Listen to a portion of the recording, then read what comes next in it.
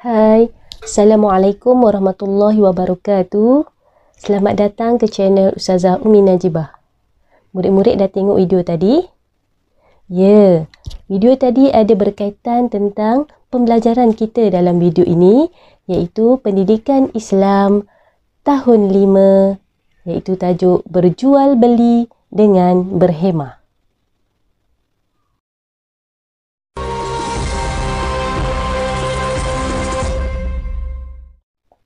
Baik murid-murid, sebelum kita memulakan pembelajaran, mari sama-sama kita membaca doa belajar.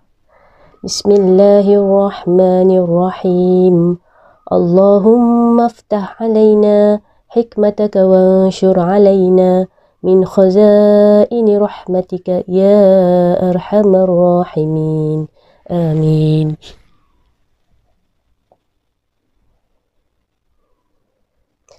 Baik murid-murid, seterusnya kita tengok dulu objektif pembelajaran. Di akhir video ini, murid-murid akan dapat yang pertama, menyatakan pengertian dan hukum jual beli berdasarkan dalil nakli dengan betul. Yang kedua, menerangkan adab berjual beli dengan tepat.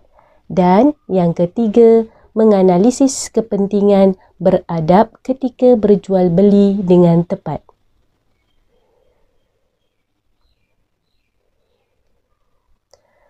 Ya murid-murid, apa itu jual beli?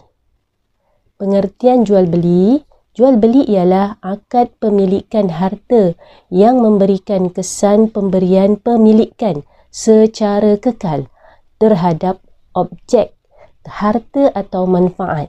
Ya, sesuatu harta ataupun barang akan menjadi pemilikan kekal kepada orang yang kedua. Orang yang pertama penjual, orang yang kedua pembeli. Seterusnya ialah dalil yang berkaitan tentang jual beli. Dengarkan Ustazah baca ya. A'udzubillahi minasyaitonir rajim. Wa ahallallahu al-bai'a wa harramar riba. Surah Al-Baqarah ayat 275. Maksudnya, padahal Allah Subhanahu wa taala telah menghalalkan jual beli dan mengharamkan riba. Baik murid-murid, seterusnya apa dia hukum berjual beli? Ya, kita tengok hukum dia. Jual beli adalah harus selagi memenuhi syarat-syarat jual beli yang ditetapkan serta tidak melibatkan perkara-perkara yang diharamkan dalam Islam.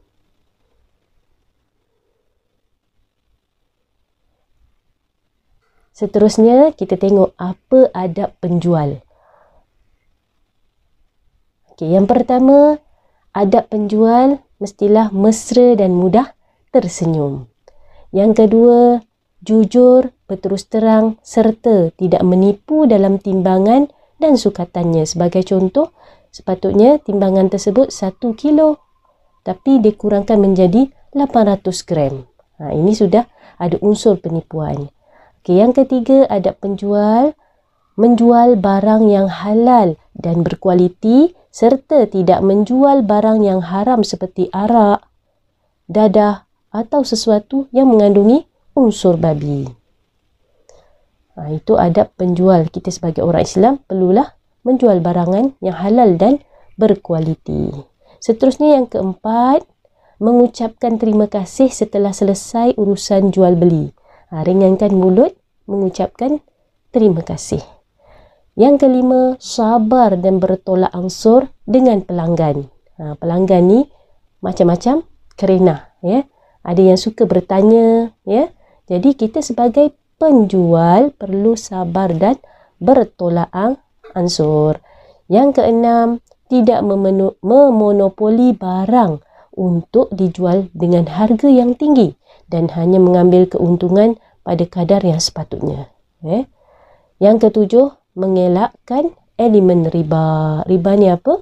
Riba ni ialah bertambah ataupun pertukaran barang, sesuatu barang kepada barang yang lain dengan nilai yang tidak sama.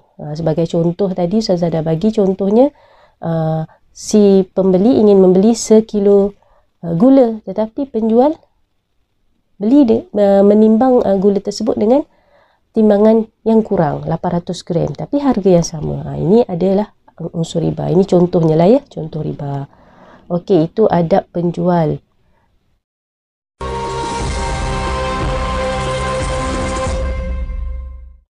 Seterusnya adalah kita tengok adab pembeli. Apa ada adab pembeli yang perlu dipatuhi? Okey, yang pertama,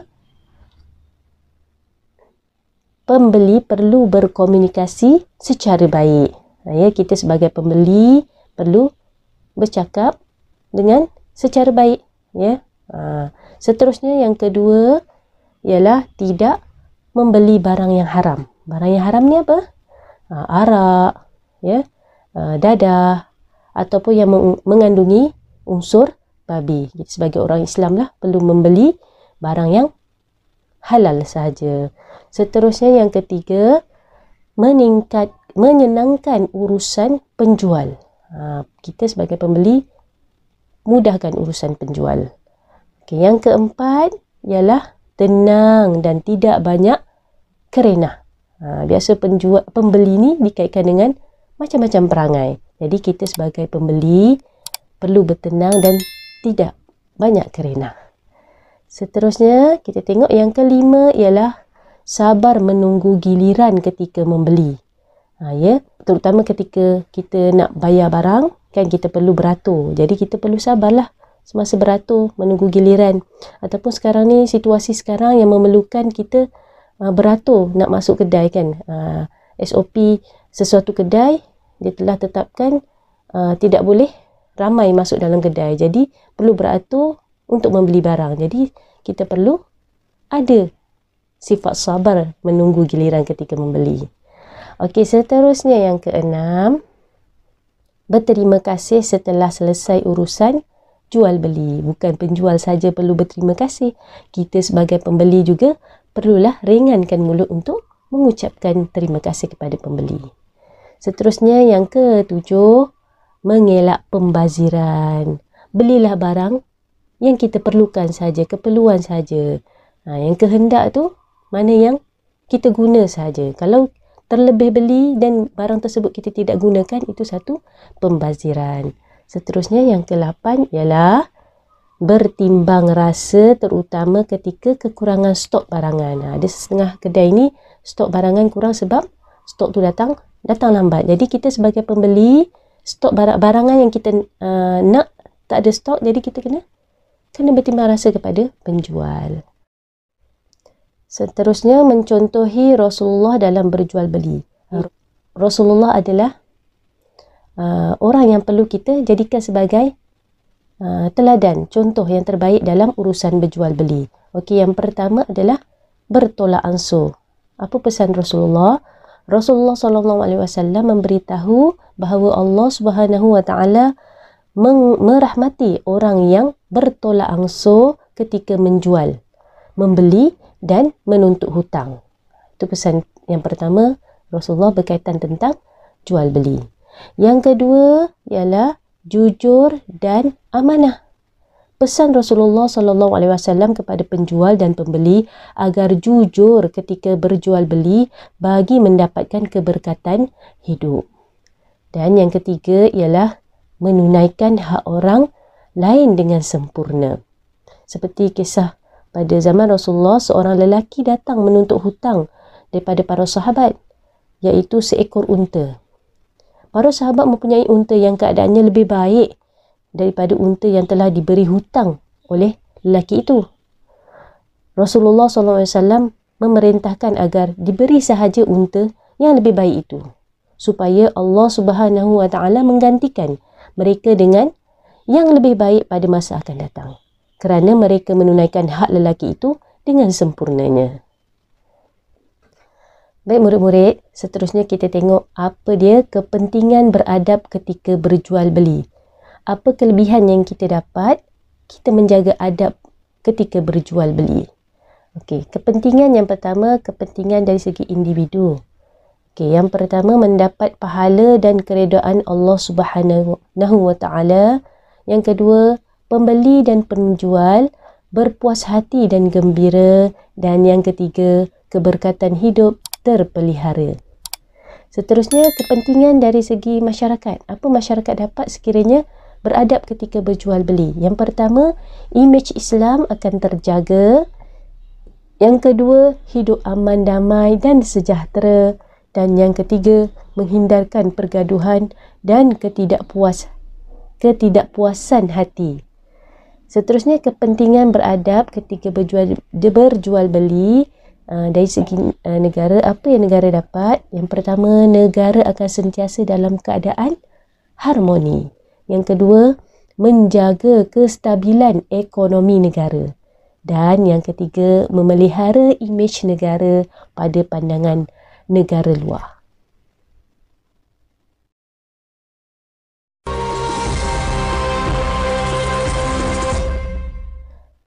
Baik murid-murid, seterusnya kita tengok situasi tempat di mana kita perlu menjaga adab ketika berjual beli. Yang pertama, kita tengok situasi di kantin atau kedai makan. Apa penjual perlu jaga? Yang pertama, penjual perlu sabar dan mesra melayan pelanggan. Yang kedua, menyediakan makanan halal, bersih dan berkhasiat. Pembeli pula, adab yang perlu dipatuhi ialah beratur dengan tertibnya dan sentiasa berhati-hati. Yang kedua, tidak mengambil masa yang lama memilih makanan dan minuman. Itu antara adab-adab yang perlu dijaga oleh penjual dengan pembeli di kantin atau kedai makan. Banyak lagi adab, itu antaranya. Seterusnya, situasi di mana? Di pasar jualan. Apa yang perlu penjual dan pembeli jaga? Adab. Yang pertama, penjual perlu jujur dan tidak menipu dalam timbangan. Yang kedua, tidak mengambil untung keterlaluan.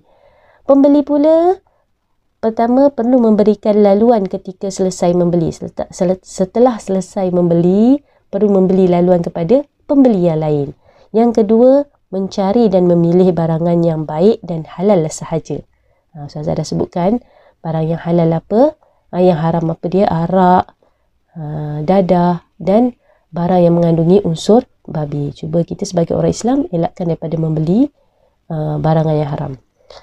Seterusnya, situasi di mana? Di kedai barangan harian. Barangan harian ni apa kedainya? Kedai runcit, yang biasa kita pergi, Speedmart, dan macam-macam tempat lah barangan harian. Apa yang penjual dan pembeli perlu jaga adab ni? Yang pertama, penjual tidak memonopoli barangan tertentu untuk mengaut keuntungan melampau. Yang kedua, mempamerkan barangan mengikut kategori beserta tanda harga untuk kemudahan pembeli. Seterusnya, apa adab pembeli? Yang pertama, tidak merosakkan barangan yang dipamerkan. Yang kedua, menghormati penjual dan pembeli yang lain. Baik murid-murid, secara kesimpulannya dan rumusan daripada pembelajaran kita pada hari ini berkaitan tentang jual beli. Yang pertama, kita perlu berusaha meneladani sifat Rasulullah dalam urusan berjual beli. Ustazah dah sebutkan apa dia sifat Rasulullah tadi dalam berjual beli. Antaranya ialah bertolak ansur, jujur dan amanah, Yang kedua, memelihara adab ketika berjual beli ni dapat memuaskan hati semua pihak dan memudahkan urusan. Dan yang ketiga, sentiasa menyenangkan urusan orang lain dan insya-Allah Allah akan memudahkan urusan kita juga. Jadi itu saja daripada Ustazah. Jumpa lagi dalam video yang lain. Sekian, wabillahi taufiq wal hidayah. Wassalamualaikum warahmatullahi wabarakatuh.